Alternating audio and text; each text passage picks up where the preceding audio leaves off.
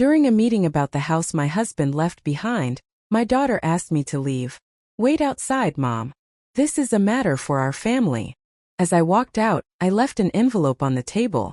Subscribe to the channel for more stories like this, and comment the city you're watching from. The stunned silence that followed me out the door gave me a bitter satisfaction.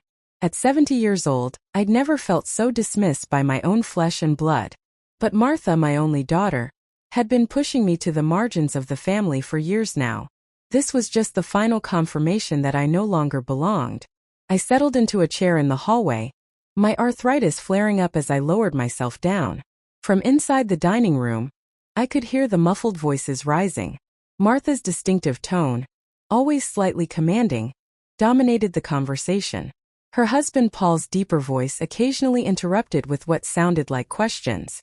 My son-in-law had always been polite to my face, but his eyes revealed his true feelings.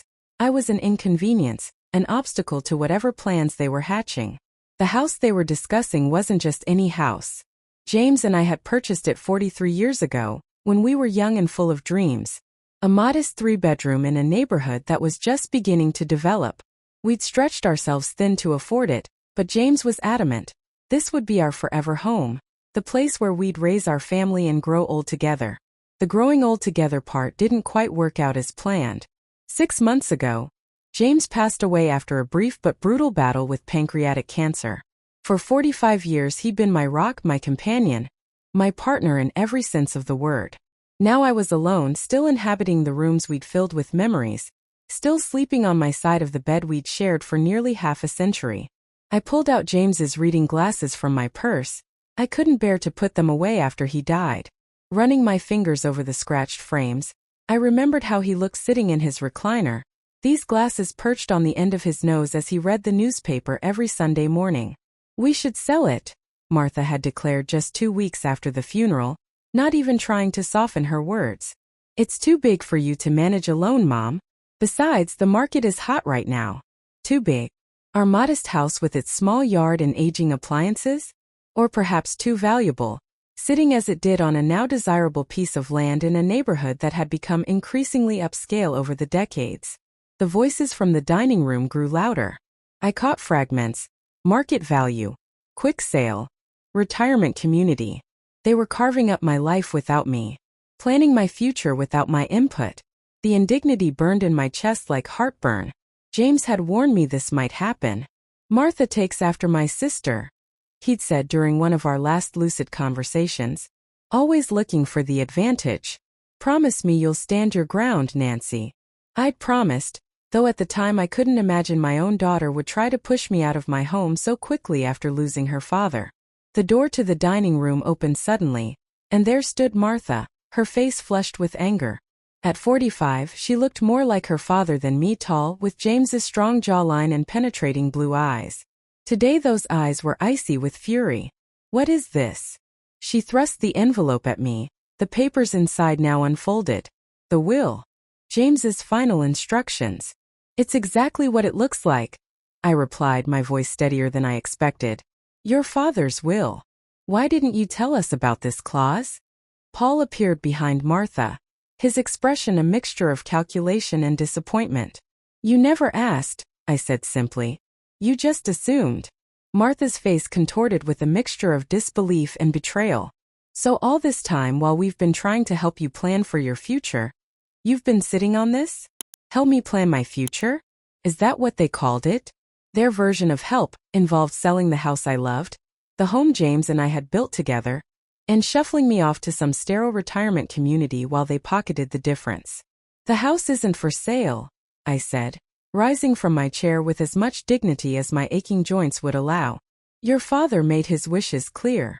Martha's eyes narrowed dangerously. This isn't over, Mom. Not by a long shot.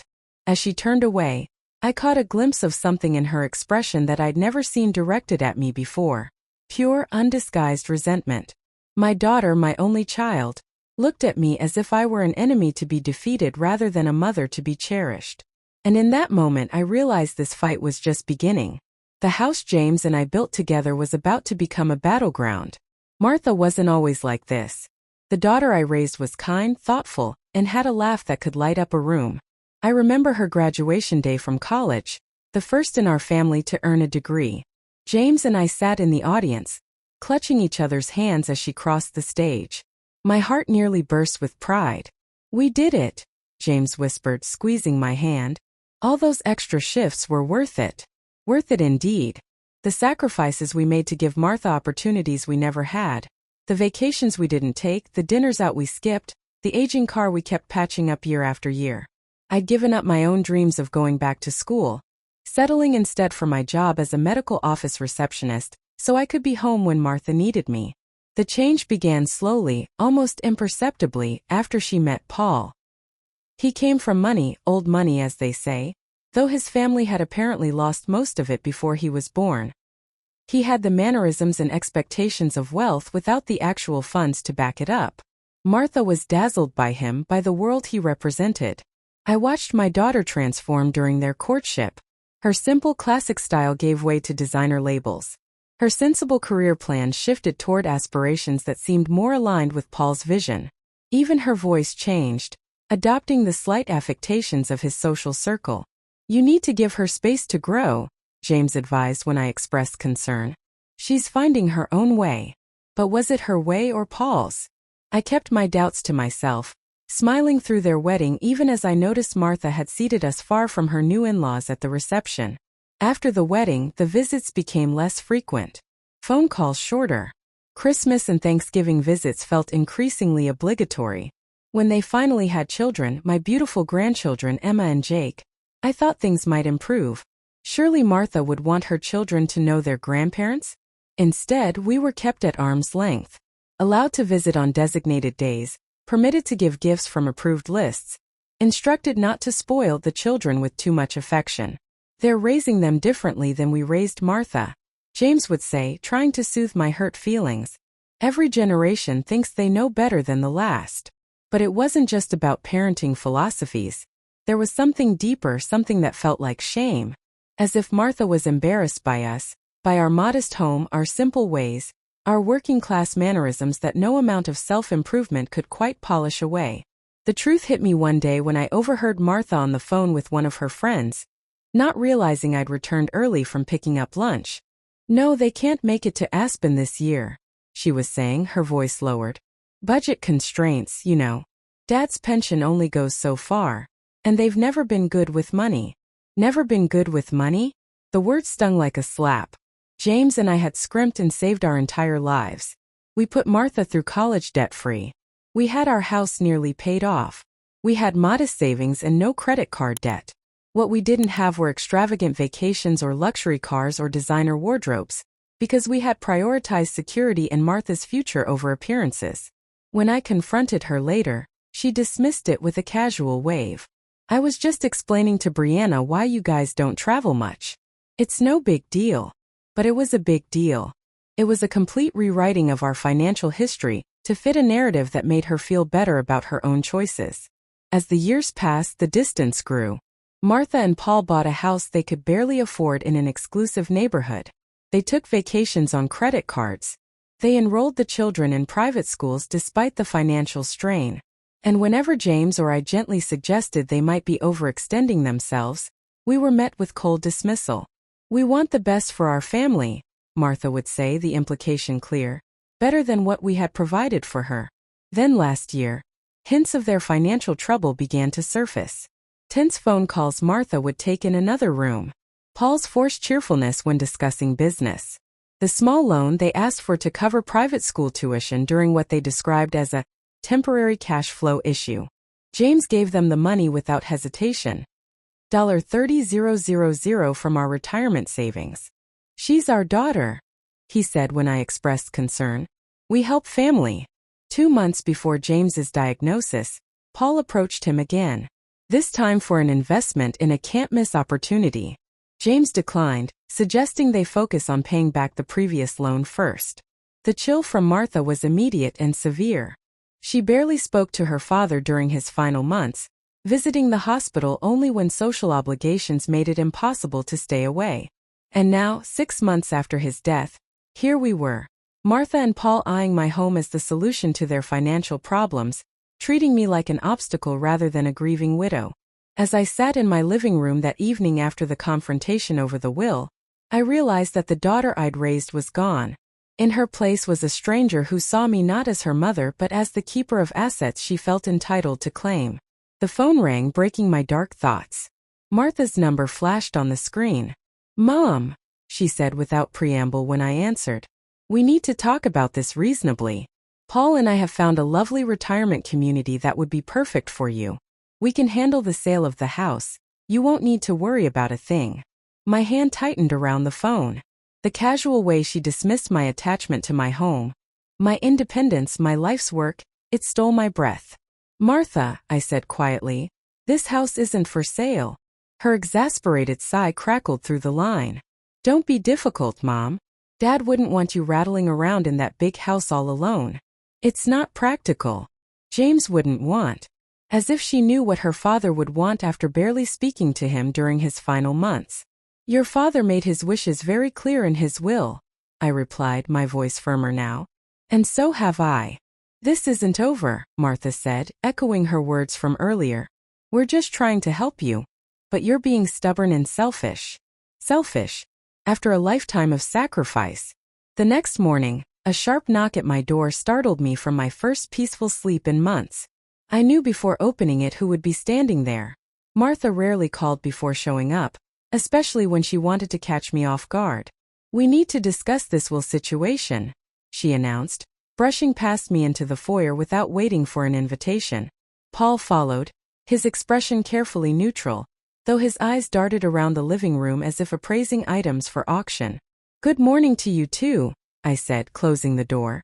"Would you like some coffee?" Martha glanced at her watch. A designer piece that probably cost more than James and I used to make in a month. "We don't have time for pleasantries, Mom. We have an appointment with our attorney at 11. "Your attorney?" I raised an eyebrow. "And why would I need to meet with your attorney?" Paul cleared his throat. "Nancy, we're just trying to get clarity on James's intentions. This clause in the will. It's unusual." I moved to the kitchen, putting on coffee despite their protests.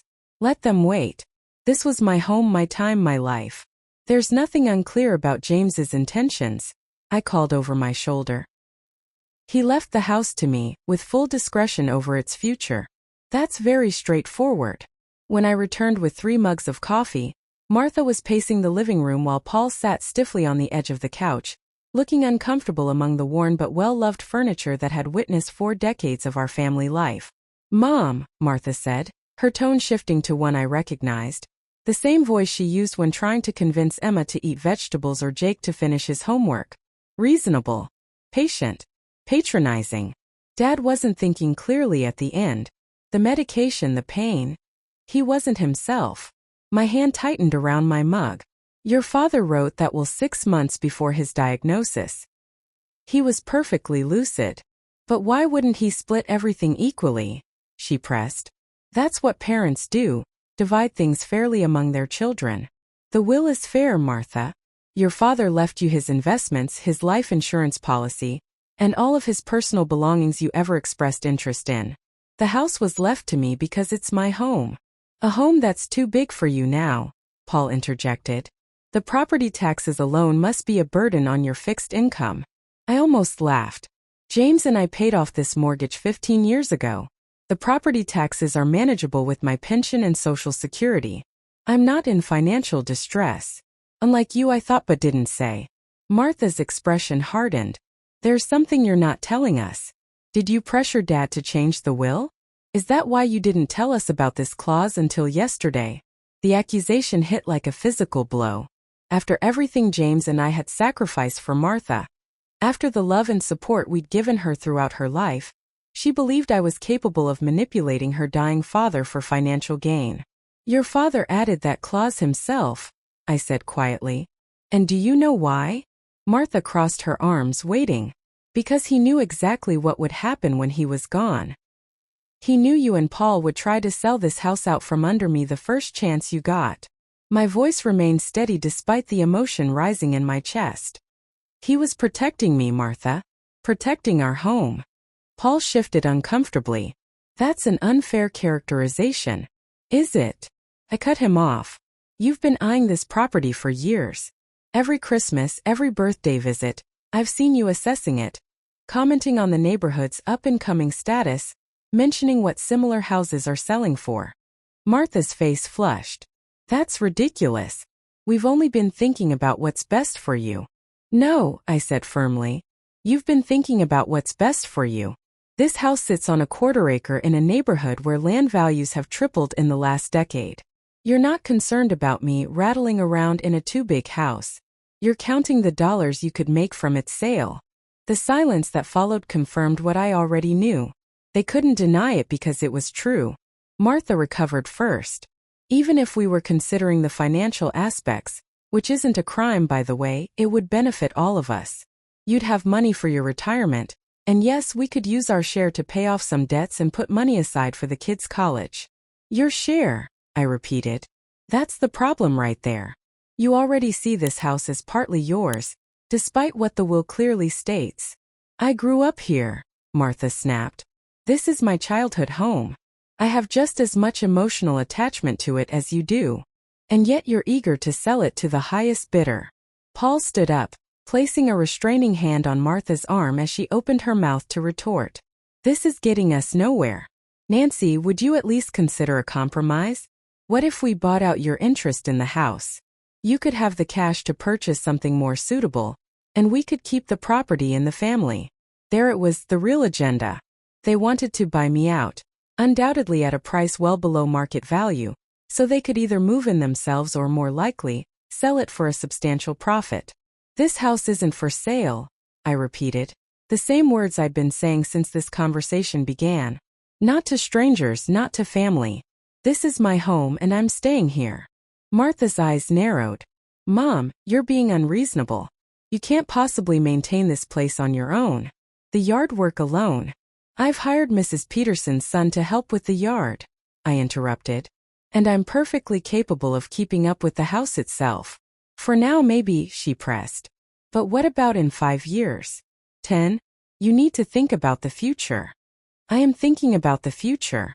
My future in my home. Martha and Paul exchanged glances, a silent communication that excluded me, just as they'd been trying to exclude me from decisions about my own life. This discussion isn't over, Martha said, standing up and gathering her purse. But we're going to be late for our appointment. As they moved toward the door, I called after them. The will is legally binding, Martha. No attorney can change that. She paused, turning back with an expression that sent a chill through me. We'll see about that, Mom. We'll see. 3 days after our confrontation, Paul showed up alone at my door. His silver BMW sat in my driveway, gleaming in the late afternoon sun, a stark contrast to my 12-year-old Buick parked beside it.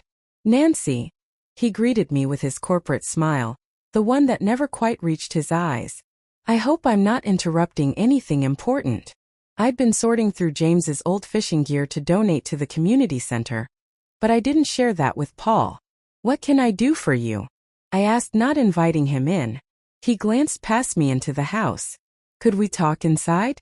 This is a bit delicate. Reluctantly, I stepped aside. Paul had never visited me alone in all the years he'd been married to Martha. Whatever brought him here today couldn't be good. He settled onto the couch, declining my automatic offer of tea or coffee. Nancy, I wanted to speak with you one-on-one, without Martha's emotional involvement clouding the issue. And what issue would that be, Paul? He leaned forward, hands clasped between his knees in what I assumed was his business negotiation posture. I understand your attachment to this house. Truly I do. But I think we can find a solution that works for everyone. I already have a solution that works for me, I replied evenly. I'm staying in my home. Paul smiled, but it was strained. Hear me out. Martha and I have been discussing options, and we have a proposal that might interest you. I sat silently waiting. We're prepared to offer you $175,000 for the house, he said, watching my face carefully.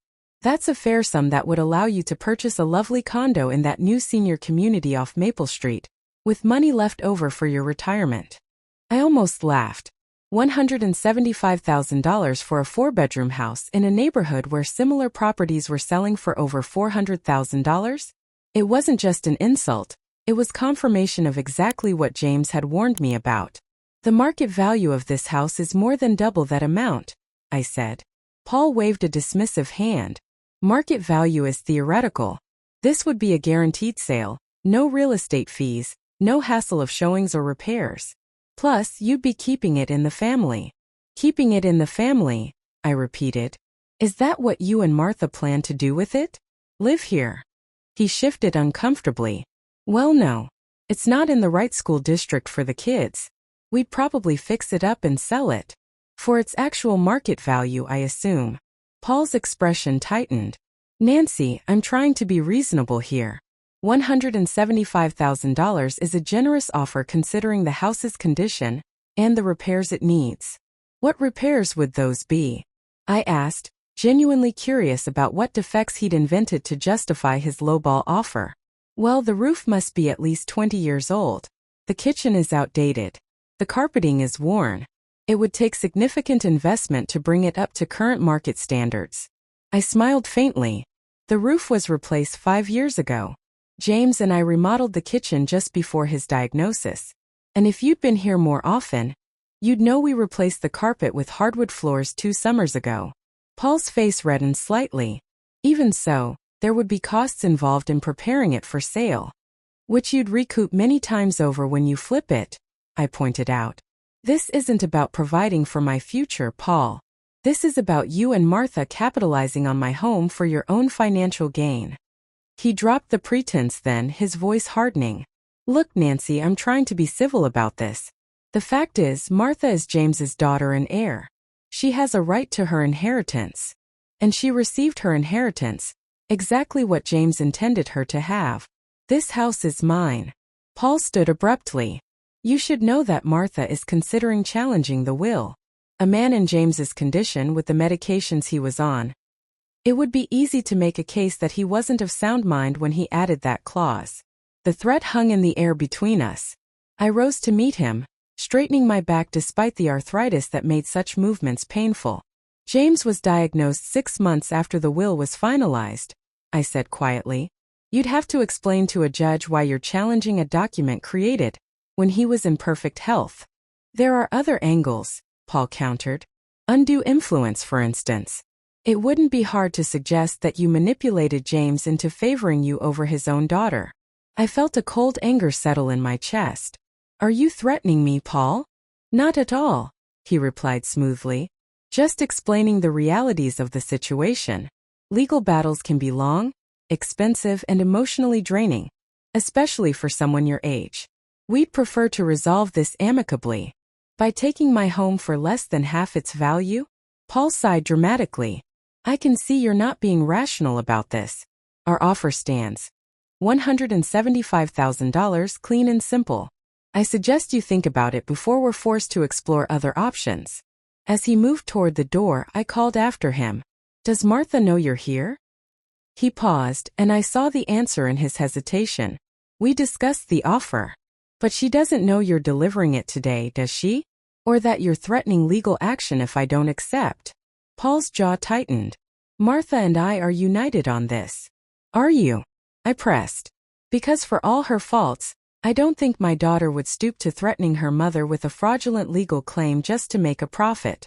You don't know Martha as well as you think, Paul said coldly. She's determined to get what she deserves from this estate.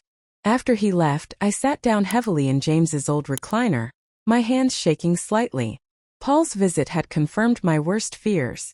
This wasn't just about Martha and Paul wanting to help me downsize.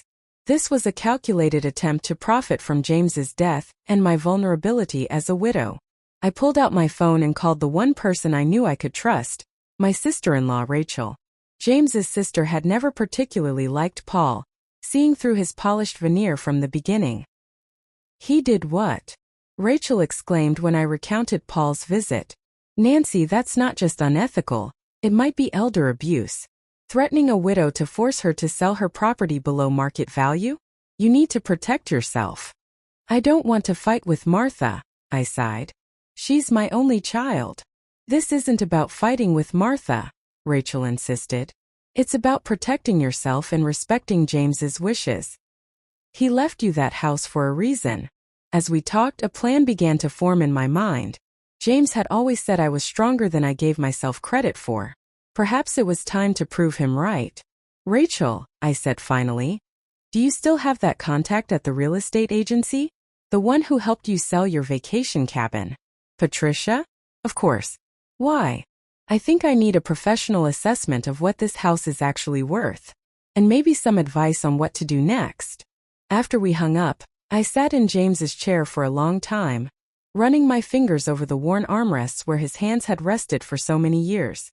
I won't let them take our home, I whispered to the empty room. I promise. Patricia Mendez, Rachel's real estate agent friend, arrived promptly at 10 the next morning. She was a no-nonsense woman in her 50s with sharp eyes that missed nothing as she walked through my home. The hardwood floors are a nice touch, she commented, nodding approvingly. And the kitchen renovation very tasteful. You didn't go overboard with trendy features that will look dated in 5 years. I followed her through the rooms that held the story of my life with James. My husband liked things practical but well-made. Patricia made notes on her tablet as we moved through the house. When we reached the sunroom James had added for my 60th birthday, a bright plant-filled space where I spent most of my mornings, she paused. This is a lovely addition. Southern exposure. Good quality windows. She tapped her screen a few times. Mrs. Collins, based on recent comparable sales and the condition of your property, I'd estimate the current market value at approximately $425,000. If you listed it today, you could reasonably expect offers in that range, possibly higher if multiple buyers become interested. The figure made me catch my breath. James and I had purchased this house for $65,000 in 1978. Even knowing property values had increased, hearing the actual number was startling. And that's without any additional updates or repairs? I asked. Patricia nodded. Your home has been very well maintained. I wouldn't recommend investing in any major changes before selling. They likely wouldn't increase the value enough to justify the expense. I thanked her for her time, declining when she asked if I was interested in listing the property. After she left, I sat in my sunroom, watching the birds at the feeder James had installed years ago, and considered my options. Paul's offer of $175,000 wasn't just unfair, it was predatory. He tried to take advantage of me, assuming I wouldn't know the true value of my own home. The thought made anger rise within me, hot and clarifying. That afternoon, I drove to the bank where James and I had maintained accounts for decades. Mr. Winters, the manager who had known us since his first day as a teller, welcomed me into his office. Nancy, good to see you. How are you holding up? Managing, Frank. One day at a time. I settled into the chair across from his desk. I need some financial advice. I explained the situation with Martha and Paul, their pressure to sell the house, and Paul's insulting offer. Frank's expression darkened as I spoke. Unfortunately, this kind of thing happens more often than you'd think, he said. Adult children sometimes see their parents' assets as their inheritance in waiting. They get impatient. What are my options? I asked. I don't want to sell, but I'm concerned about their threats to challenge the will. Frank leaned back, considering. Your financial position is actually quite solid, Nancy. Between James's pension, your Social Security, and your savings, you can comfortably maintain the house and your standard of living. There's no financial reason you should need to sell. And legally? I'm not a lawyer, but I can tell you that contesting a will is expensive and often unsuccessful, especially when the will was properly executed when the testator was of sound mind. If they're threatening legal action, it might be worth consulting with an attorney yourself. 2 days later, I sat across from Diane Rodriguez, an elder law attorney Rachel had recommended. After reviewing James's will and listening to my account of Paul's visit, she smiled reassuringly. Mrs. Collins, this will is rock solid. It was properly executed, witnessed, and notarized well before your husband's illness. There's no credible basis for a challenge based on mental capacity or undue influence. But if they try anyway, then they'll waste a lot of money and likely damage their relationship with you permanently. All for a case they're almost certain to lose. She tapped the will. Your husband clearly intended for you to have the house and the authority to decide its future. The court would respect that. Armed with this information, I felt a weight lift from my shoulders. I wasn't powerless. I had options. That evening, I pulled out a box of old letters James had written to me during our early years together, when he occasionally traveled for work. In one, dated just after we'd moved into our house, he'd written, "I can see us growing old in this place, Nancy. Watching grandchildren play in the yard, hosting family holidays, making memories in every room. This isn't just a house. It's the foundation for our future." We had made those memories, even if Martha now seemed determined to erase them. The grandchildren had played in the yard, though not as often as James and I had hoped. We'd hosted the family holidays, though in recent years Martha had insisted on holding them at her house instead, where everything was newer, more impressive. I remembered the last Christmas before James's diagnosis. Martha had finally relented to my request to host, perhaps sensing it might be James's last holiday season.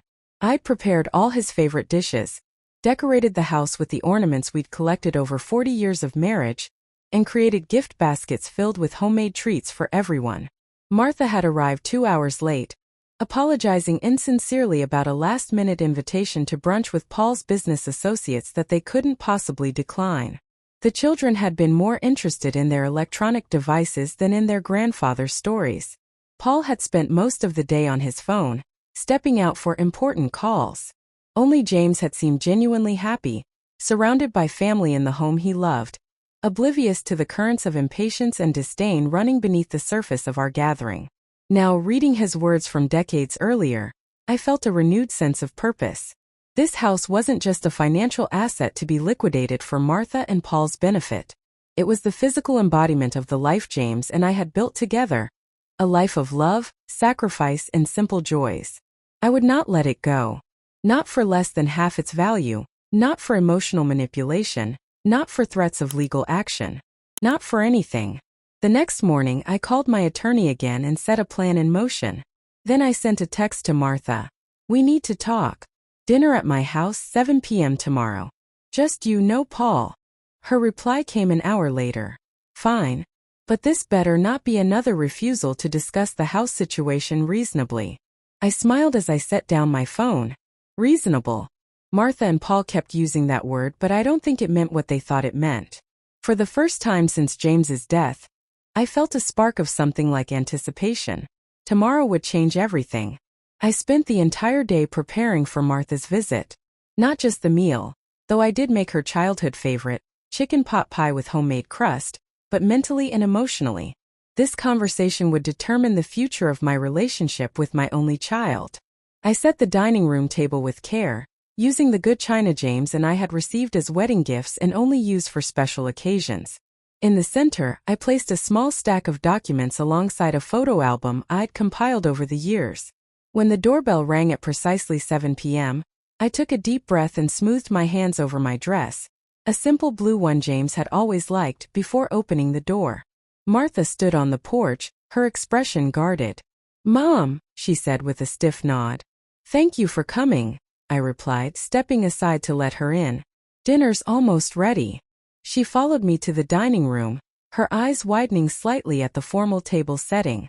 "What's all this?" "I thought we should have a proper conversation," I said, gesturing for her to sit. "Just the two of us." Suspicion flickered across her face, but she sat down, placing her designer handbag carefully on an empty chair.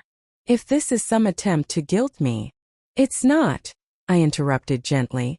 "It's an attempt to be honest with each other, perhaps for the first time in years." I served the pot pie, watching as Martha's expression softened involuntarily at the sight and smell of the dish she'd loved as a child. For a few minutes, we ate in silence that was almost companionable. "This is exactly how I remember it," she finally said, her voice quiet. "Some things don't need changing," I replied. Then setting down my fork, I added, "But some things do. Martha, we need to talk about the house, about your father's will, and about the future." She stiffened again. "Mom, please let me finish." I reached for the documents at the center of the table. "I've had the house professionally appraised. Its current market value is $425,000. Martha's eyes widened. "That's more than double what Paul offered me," I finished for her. "Did you know about that offer, Martha? Did you know your husband came here and tried to pressure me into selling my home for less than half its value?" A flush crept up her neck. We discussed making an offer, but not the specific amount. I see. I let that sink in before continuing. I've also consulted with an attorney who specializes in elder law. She's confirmed that your father's will is legally sound and would almost certainly withstand any challenge. Martha's jaw tightened. Is that supposed to be a threat? No, I said calmly. It's simply information I thought you should have before we discuss what happens next. I opened the photo album, turning it to face her.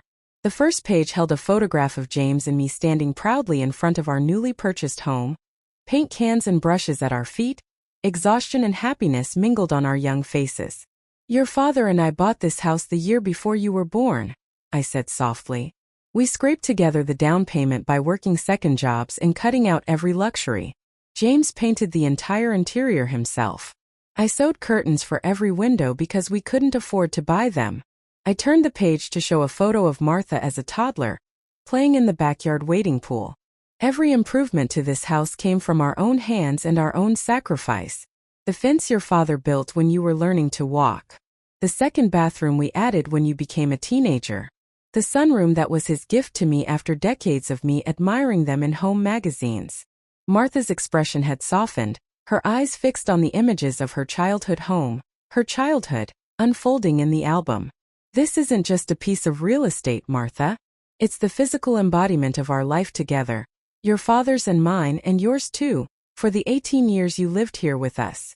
I closed the album and looked directly at my daughter. I'm not selling the house. She opened her mouth to object, but I held up my hand. However, I continued, I've made some decisions about its future that I want to share with you. I slid the top document across the table. This is a life estate deed. I've transferred the house into a trust, with you as the beneficiary after my death. Martha stared at the paper, confusion evident on her face. What does that mean exactly? It means the house will be yours after I'm gone. Not to sell, not to rent out, but to live in if you choose. The trust includes funds for maintaining the property and covering the property taxes for the next 20 years. Her eyes lifted to meet mine. Wariness and surprise mingled in her gaze. Why would you do this after everything that's happened? Because you're my daughter.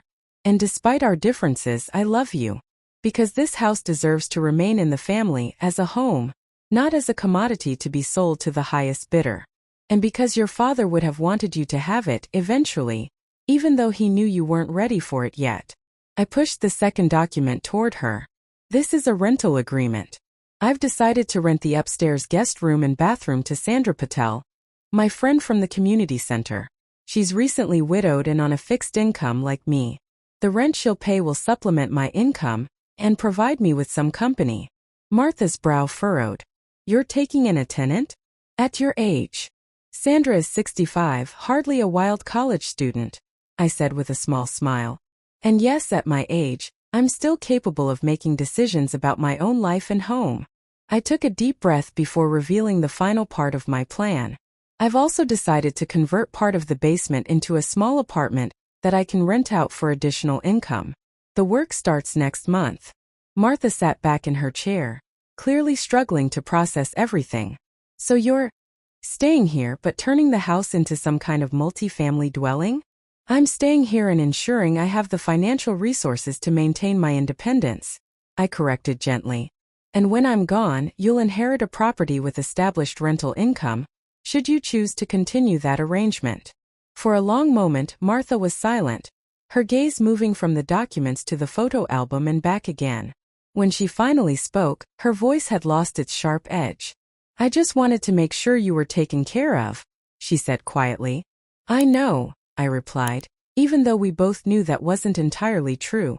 And now you can see that I am. Another silence fell between us, this one less tense than before. Martha picked up her fork again, taking another bite of the pot pie that had grown cold during our conversation.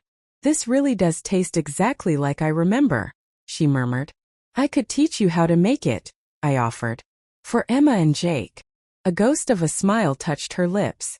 They'd probably prefer pizza. Kids usually do. But someday they might appreciate knowing their grandmother's recipes. Martha nodded slowly. Maybe they could come visit more often. See the house where I grew up.